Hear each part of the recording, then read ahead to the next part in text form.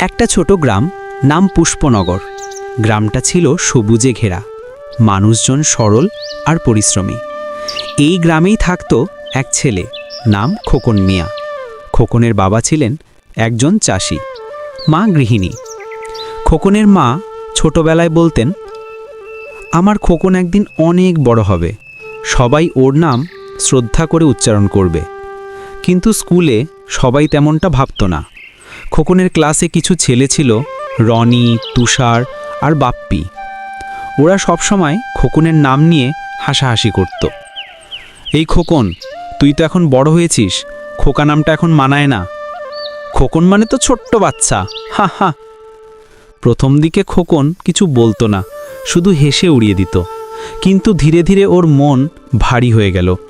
ও বাড়ি ফিরে চুপচাপ থাকত, মায়ের ডাকে সাড়া দিত না।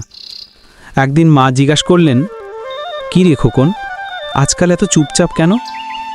খোকন চোখ নামিয়ে বলল, মা, সবাই আমার নাম নিয়ে হাসে, আমি চাই তুমি আমার নাম পাল্টে দাও। মা মুচকি হেসে বললেন, বাবা, নাম পাল্টালে মানুষ পাল্টায় না। এই নামের মধ্যে আছে আমার ভালোবাসা, তোমার শৈশবের স্মৃতি। যেদিন তুমি নিজের নামের মান রাখবে, সেদিন কেউ আর হাসবে না। কিন্তু খোকন তখন বুঝতে পারেনি মায়ের কথা। ও আরও চুপচাপ হয়ে গেল। একদিন স্কুলে বার্ষিক বিজ্ঞান মেলা ঘোষণা হলো। সব ছাত্রছাত্রীরা অংশ